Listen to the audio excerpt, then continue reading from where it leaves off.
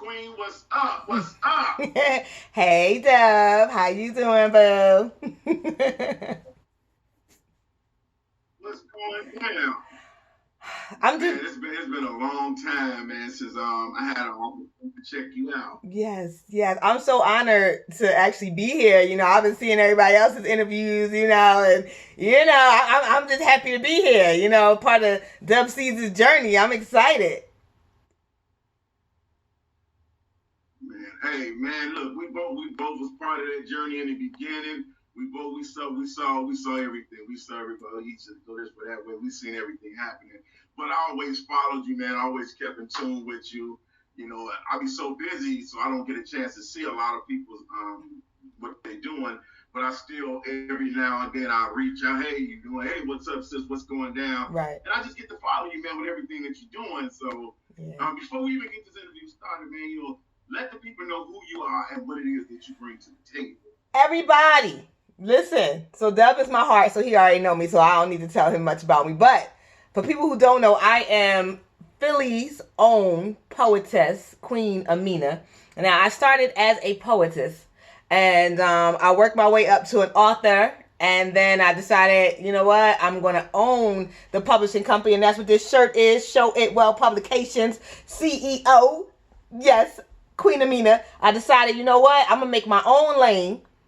I'm not waiting for opportunity to knock. I'm just gonna kick her door and throw my stuff on her desk, and she's going to work with it. And I just became who I am. So I am a poetess above and beyond anything. But I'm also an author.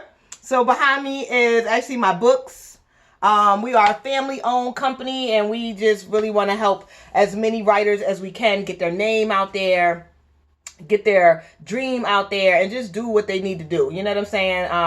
I write from experience. All my poems come from my heart, or my head, or my anger place, or sometimes I be feeling sexy. I don't know. It all depends on how I'm feeling that day. But my poetry is me. Without my poetry, it would be nothing. And all my novels are actually, some of the stuff in these novels did happen, but I will never ever tell you what's real and what's not. It's just entertainment, and it's a message in them all, and that I just hope that everybody takes away when they actually take the time to read anything that I have going on. So yeah, like I said, I'm a poet, I'm a mom, I'm an activist, and I'm just an all around, round the way girl. What's up? That's what's up. Well, man, it's always been a privilege, man. I mean, I used to watch you, and man, I just watched your Wednesday night show years ago, and when you switched over and moved to do your own thing, Yes. and I commend you on that, man. I always like to see people, take that leap of faith to step out and say, well, I got to do this, Yes. That's one thing that I always encourage. And because when you've been around for so long, you may get some people that say, well, with this one, don't do this, don't Certainly, some people may want to hold you underneath them to build themselves up. But I love to see people get out on their own and True. flourish, and that's exactly what you did. And I just gotta say, sis, I'm proud of you. I seen the books you got coming. I see, the shirt. I've seen some of the events that you've done. You went out and you ventured off, and I just go, man, look at her. She grew up. Yes, And yes. Larry, and Rob, we had conversations, and Larry always speak highly of you. He always say, man, she's down to earth, man. She's no people. Hey, Larry is a singing brother. And, yeah, they actually part of Dub Seas Entertainment now. We actually a unit now. Yes. And actually I think yesterday Larry officially became my first artist that I'll be putting out. So What? Doing some things, working. Yes.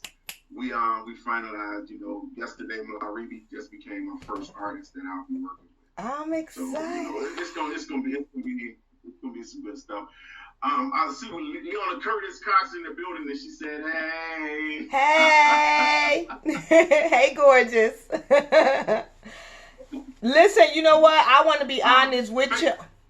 It says looking good, cousin. Okay. But now I want to be honest with you, Dub. I've been watching you since I came out. And one thing I can say is no matter what comes out what happens, what's going on in the world, you give people a peaceful, whether it's a peaceful Friday night or a jamming Sunday evening, you know what I'm saying? You give people a place. When I tell you, it's been days that I couldn't even do a blog because I was stressed and I was upset. I turn on a Dub C's Power Hour, and that hour is my peaceful moment. Like I'll run me a bubble bath and listen to you play, and you know what I'm saying? Just your infectious laugh is just. I just want to thank you for always continuing on and pushing through, and no matter what life threw at you, you just continue to go. You know what I'm saying? Like, I know I took my little hiatus, but at least even in my hiatus, I'm able to come on here and see you. You know what I'm saying? Like, when I'm going through a downtime, I can come on and see you. And I want to tell you how much I appreciate that. I totally appreciate, no matter what you're going through, you here for the people. You here for us. And I just love you for that. I appreciate you for that. I do. I appreciate those words. So, you know, there's a lot of times we as the face in front of the camera, we all, and you do it too. I hear you saying we guilty of this one thing. We always say, well, it's not about me. We don't need to hear about me. But you know what? To be honest, it does feel good when somebody gives you those words, because every now and then everybody needs to hear those words. So True. I appreciate those words. And like I told you back a while ago, say, hey. When I say sis or bruh, I mean that. So sis, yes. Always here. You know, it's just like that. So I'm just yes. glad that, you know, my show, I hope it's touching other people like that. But enough about me. we gotta get to the Miss Amina, because tell us a little bit about these books. The book that I want to know the most about is that book, In Some Wishes. If Some Wishes came true. Hold on. Let me see what I got going on. Bam. You know I got to send this to you. Since it's the first book that you said, I have to send this to you. I have to gift this to you. You are like my boo. I got to gift it to you. But If Some Wishes came true, what people don't understand is that this young lady is a young lady who has a wonderful family. I mean, sisters that look up to her, a brother that loves her, you know, a father, a mother figure, this girl is loved. But for some reason, you know, when the streets call your number, a lot of people answer. And for some reason, this girl decided to answer the phone for the streets, not realizing it's not for her. The streets is not for everybody. And when she's already too far gone, is when she decides to pull herself back. And I know that's the story of a lot of people's lives. You know what I'm saying? Like, you got to go through something trying in order to stop yourself from ripping and running in them streets. And the thing about the book, what people don't understand, this is the first part. The second part will truly destroy the way everything was placed in this book. This is why you have to read this one first. But it's definitely a message in this book. If Some Wishes came true, the young lady finally does get herself together. And what she decides is she needs to teach her sisters that what they knew and what they groomed themselves for, which was living off of a man, you know, having someone else take care of them, you know, using people for whatever.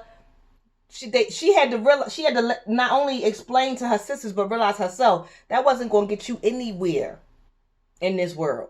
You know what I'm saying? Sometimes you play with the wrong person's heart, you end up in the wrong places. You know what I'm saying? And a lot of things happen in this book that made this girl say, you know what?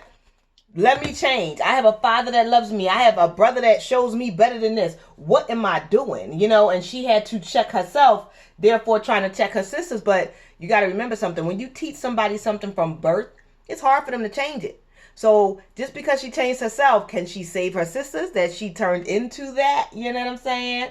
You know, can she help her brother see that the things that he's doing around them is why they as girls are saying, okay, if my brother does this, is every man gonna do that to me? Is this how men treat women? You know, that everything's coming from all sides. And that's what makes these girls tick.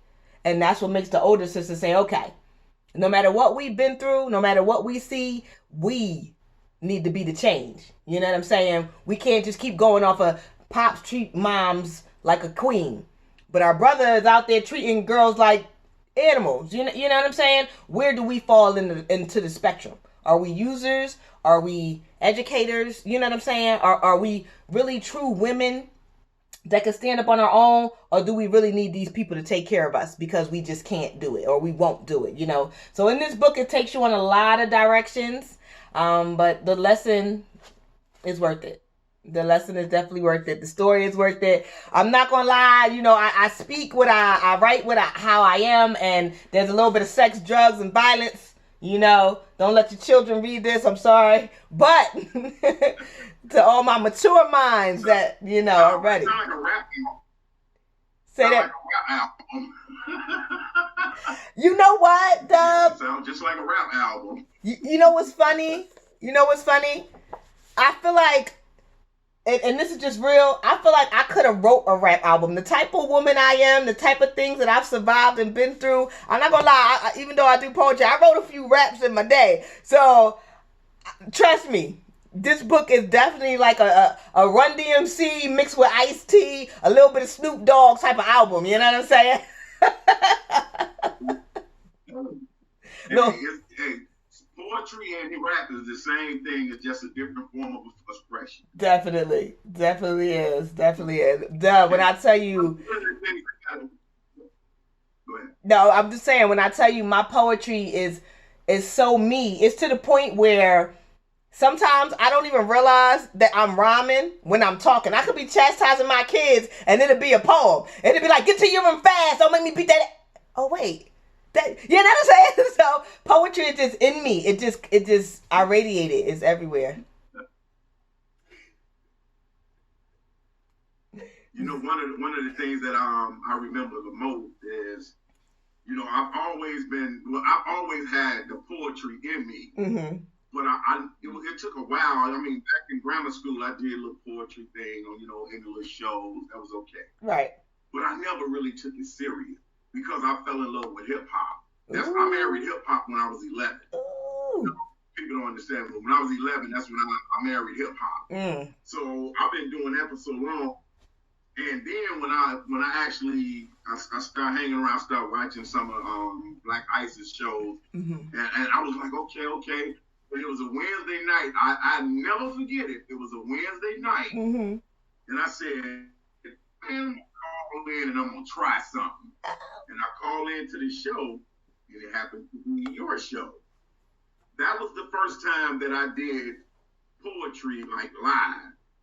That was the very first time, and he was like, "Oh, bro, let's go. That's hard. That's hot." And I was saying to my man, "That's the first time I did it. How was it?" And then I just went back and I kind of like, man, I reflect on that a lot because since that day, since that piece, I've written so many. I mean, I got so many different forms of poetry. I put them all in different forms and varieties, and then I started basing poetry on my life and different things, stages of my life. And that's one of the things that when I look at you, and I used to sit back and watch your shows, even when you went to your own network, I would watch your show. And I would sit back, and every once in a while I'd say, okay, sis, I see you. And you would say, da. But when you doing your piece, you and what you call the girl, the girl that always on used to call us a wife. My baby mama Keisha Keys. Baby mama Keisha Keys. Yeah. I would be watching the show, and I would listen to y'all's stories. I would listen to the friendship between y'all. Then I said, it kind of act like sisters. But then I started listening to your pieces deeper than I was. And I'm like, man, she's been through a lot. And one thing that catches me is when I hear somebody speaking from the heart, and I said, she's not a doc, she's just telling her life. Yeah. I said, a lot of people go, oh, man, you try to make it. Sometimes when people see somebody doing good, they try to taint the name guy, yes. doing a little something. But I sit back and I'm the type, I pay attention, I look and I observe and I listen. And I'm like, man, she going through this, she going through that. I knew everything you was going through in your life because I listened to the poetry. And I was like, man, that's an idea. So I started writing pieces about stuff I was going through. Yeah. And I sat back and I go, I got some hot stuff. I'm like, okay, but your Wednesday show was the first show. It made me start writing more pieces because I was like, man, that was cool. It was my expression. Then of course I went over and I got on Voices Behind the Pen with Misconception. Yes. And she again instilled in me just to say it don't matter what people think, just let it out. So I was like, okay, I can do this too. I'm not gonna let Misconception. My world. I mean, rest peacefully, beautiful sister. I still, when I tell you that show, and the fact that that was your first time doing a poem on the show, I feel honored. But honestly, when it came to that show, I did not think, and this is honest, that I would be where I am today because of that show. Because when Ice first offered it to me, and I was just like, I don't know if I could do that. What you want? I don't know, And then I realized no matter what mood I was in during the day, I wanted to do my show. And no matter what, my kids can tell you, I will be cooking dinner like, okay, I need y'all to set up the table over there and put my little banner right there, and I'm gonna make y'all plates, and then I'm gonna go over there, but I need y'all to be quiet. I mean, it became my world. No matter how bad I was doing in the day, I had to do my show because it lifted my spirits to hear other people laughing and joking and taking away positivity from the show. And I'm telling you, I looked forward to your comments, Misconception's comments, Kylie's comments, and Brother Rob. Y'all always had y'all motivated me so much.